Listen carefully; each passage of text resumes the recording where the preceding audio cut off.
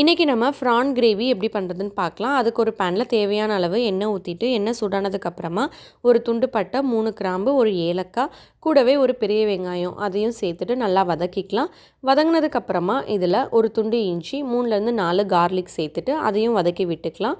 இப்போ எல்லாமே நல்லா வதங்கிடுச்சு. இந்த ஸ்டேஜில் 2 மீடியம் சைஸ் தக்காளியை சேர்த்துட்டு அதையும் நல்லா சாஃப்ட் ஆகிற வரைக்கும் வதக்கி விட்டுக்கலாம்.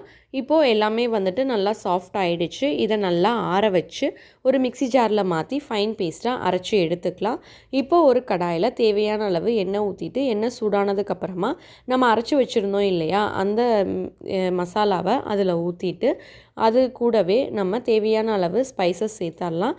1/2 டீஸ்பூன் அளவு மஞ்சள் தூள், 1 டீஸ்பூன் அளவு மல்லித்தூள், 1 டீஸ்பூன் அளவு மிளகாய்த்தூள், 1 டீஸ்பூன் அளவு சீரகத்தூள், 1/2 டீஸ்பூன் அளவு கரம் மசாலா எல்லாத்தையுமே சேர்த்துட்டு நல்லா மிக்ஸ் பண்ணி விட்டுறலாம். இப்போது மசாலா எல்லாமே ரெடியானதுக்கப்புறமா நம்ம இது கூட தேவையான அளவு உப்பும் சேர்த்துட்டு நல்லா மிக்ஸ் பண்ணி விட்டுறலாம். இப்போது மசாலாவும் அந்த கிரேவியும் நல்லா மிக்ஸ் ஆகிடுச்சு. இந்த ஸ்டேஜில் நான் இன்றைக்கி 1/2 kg ப்ரானை வாஷ் பண்ணி வச்சுருக்கேன். அதை நம்ம இது கூட சேர்த்துக்கலாம். சேர்த்துட்டு இந்த ப்ரானில் நல்லா மசாலா மிக்ஸ் ஆகிற அளவு நல்லா கோட் பண்ணி விட்டுறலாம். இப்போது இதுக்கு கூடவே தேவையான அளவு தண்ணி நம்ம ஊற்றிக்கலாம். நான் இன்றைக்கி 1/2 கப் அளவு தண்ணி சேர்த்துக்கிறேன். சேர்த்துட்டு சால்ட் எல்லாமே கரெக்டாக இருக்கா அப்படின்னு சொல்லி செக் பண்ணிவிட்டு இதை நம்ம மூடி போட்டு வேக வச்சிடலாம். இப்போது இது எல்லாத்தையும் நல்லா மிக்ஸ் பண்ணி விட்டுட்டு நம்ம மூடி போட்டு வேக வைக்க போகிறோம். பாருங்கள் எந்தளவு எல்லாமே நல்லா மிக்ஸ் ஆகிருக்கு அப்படின்னு சொல்லிட்டு. இந்த கிரேவி கொஞ்சம் திக்காகணும். அந்த மசாலாவோட பச்சை வாசனை எல்லாமே போகணும்.